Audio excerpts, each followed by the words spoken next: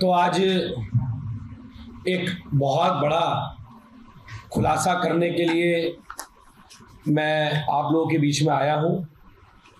जैसा कि आपको पता है कि दिल्ली की सरकार जो लगातार जनता के हित के लिए कार्य करती है, माननीय मुख्यमंत्री अरविंद केजरीवाल जी के नेतृत्व में काम करने का काम करती है।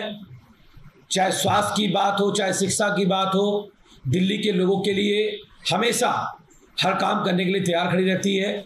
लेकिन दूसरी तरफ दिल्ली में भारतीय जनता पार्टी, जिसको आप जानते हैं, जिसका काम है केवल दिल्ली की जनता के कामों को रोकना, उसमें आंगा लाना, उसमें दिल्ली के उपराज्यपाल महोदय, जिन्हें आप भली भांति जानते हैं, जो लगातार अफसरों पर दबाव डालकर, उनको डराकर, उनको धमकाकर दिल्ली के अंदर, दिल्ली के आपने कुछ साल 6 महीने पहले एमसीडी चुनाव के आसपास सुना होगा कि किस प्रकार से दिल्ली के अंदर, दिल्ली के अस्पतालों के अंदर सारे टेस्ट बंद कर दिए गए, मोहल्ला क्लिनिक के अंदर सारे टेस्ट बंद कर दिए गए, अस्पतालों में मिलने वाली दवाइयों को बंद कर दिया गया। ओपीडी काउंटर, जहां पर लोग अपनी पर्चियां बनवाते थे और इलाज के लिए आगे जाते थे, वहां काम करने वाले जो डाटा एंट्री ऑपरेटर थे उनको हटा दिया गया। अलग अलग डिपार्टमेंट में सैकड़ों लोगों को हटाया गया और आज भी उसके बाद कई अस्पतालों के अंदर लोगों को हाथ की पर्ची बना के दी जाती है और उनको लंबी लंबी लाइनों में लगना पड़ता है। मकसद सिर्फ एक है, दिल्ली की जनता के कामों को रोकना, केजरीवाल सरकार के कामों को रोकना। और इस प्रकार के काम लगातार दिल्ली के उपराज्यपाल महोदय भारतीय जनता पार्टी के कहने पे करते रहते हैं। यह आपने देखा होगा कि अभी एक लिस्ट लगातार व्हाट्सएप पे जारी की जा रही है। भाजपा की व्हाट्सएप की यूनिवर्सिटी के द्वारा तरह तरह की एक लिस्ट जारी हो रही है, जिसमें कई आम आदमी पार्टी के बड़े नेताओं के रिश्तेदारों के नाम से, उनके नाम से वो लिस्ट जारी की गई है, जिसमें बताया गया है कि मोटी मोटी सैलरी लेकर वो लोग दिल्ली सरकार में काम कर रहे थे, इसलिए उपराज्यपाल महोदय ने उनको हटा दिया। आज उसी चीज का खुलासा करने के लिए मैं आपके बीच में आया हूं, आपको बताने के लिए आया हूं किस प्रकार से दिल्ली के अंदर भाजपा अपनी व्हाट्सएप यूनिवर्सिटी के माध्यम से दिल्ली के अंदर झूठ परोसने का काम कर रही है। दिल्ली के आम आदमी पार्टी के नेताओं को, मंत्रियों को बदनाम करने का काम कर रही है। जैसे अभी मैं एक लिस्ट आपके सामने लेके आया हूं, इसमें नाम है अनस खान। ये है हमारे मुस्ताबाद से विधायक हाजी यूनिस जी के बेटे। उसमें लिखा गया है कि ये उनके बेटे हैं और इनको 60,000 तनख्वाह मिलती है। मैं आपके सामने खुलासा करता हूं कि इनको इस प्रकार की सरकार से कोई भी तनख्वाह नहीं मिलती है। वैसे ही इसमें और नाम है, मैं आपको और नाम गिनवा रहा हूं, जिन नामों को नरेंद्र कुमार झा, जिनको हमारे बुराड़ी से 3 बार के विधायक संजीव झा जी, जिन्होंने एक इतिहास रचा, जिनको सबसे ज्यादा वोट से दिल्ली की जनता ने चुन के भेजा। ये बताया गया इस लिस्ट के माध्यम से कि उनके भाई नरेंद्र कुमार झा को दिल्ली सरकार से 65,000 रुपए की सैलरी मिलती है। वो दिल्ली गवर्नमेंट सोसाइटी के नाम से कुछ उन्होंने लिखा है, जिसमें वो जॉब करते हैं, लेकिन ऐसा नहीं है, ये बिल्कुल झूठ है।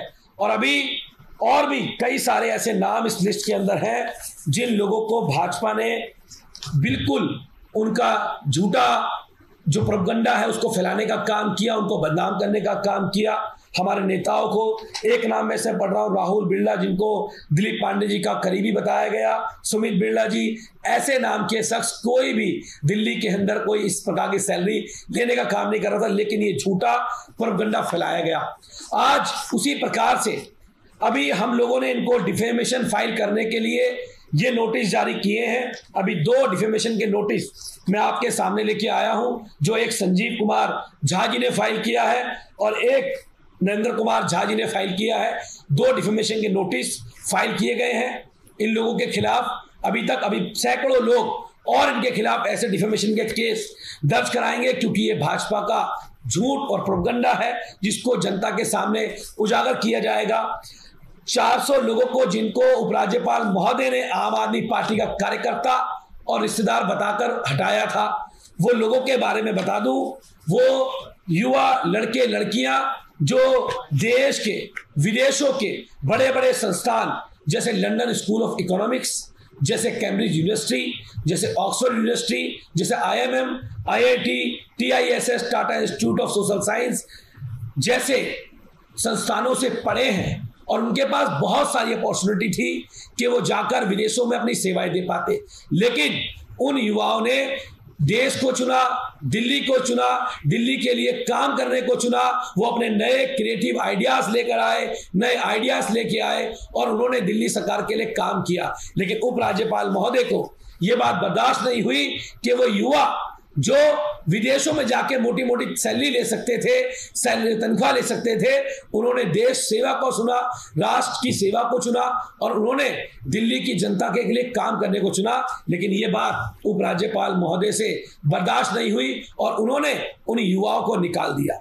निकालना एक विषय है, लेकिन जिस तरह उनको निकाला गया उससे कहीं ना कहीं मुझे लगता है कि उन युवाओं के परिवार वालों को, उनको ऐसा लगा होगा कि ये सिफारिश के तौर पे नौकरी पाकर सरकार में काम कर रहे थे, जबकि वो अपने काबिलियत के दम पे इस सरकार के अंदर काम कर रहे थे। वो चाहते तो विदेश जा सकते थे। तो भारतीय जनता पार्टी ने जो झूठ का प्रोपेगेंडा दिल्ली के लोगों के सामने फैलाया और ऐसे युवाओं को, ऐसे बेटे बेटियों को जिन्होंने इसके दिल्ली के लिए सेवा को चुना, उनको बदनाम करने का काम किया, ऐसा झूठ फैलाने का काम भाजपा ने दिल्ली में किया है और ऐसे लोगों को दिल्ली की जनता माफ नहीं करेगी। और कानूनी रूप से हम इसको डिफामेशन के लिए सभी लोग जिनके नाम लेकर इनको बताया गया ये उनके रिश्तेदार हैं, ये उनके परिवार के हैं, जो झूठ फैलाया गया उसको उजागर करने का काम मैंने आपके सामने किया है। अभी ऐसी बहुत सारे और डिफामेशन केस हम लोग दर्ज कराएंगे और भारतीय जनता पार्टी का झूठ का पर्दाफाश करेंगे और इन भारतीय जनता पार्टी के झूठे लोगों को ये देश कभी माफ नहीं करेगा, जो इन युवाओं को बदनाम करने का काम किया है, जिन्होंने देश के काम करने का काम किया। धन्यवाद।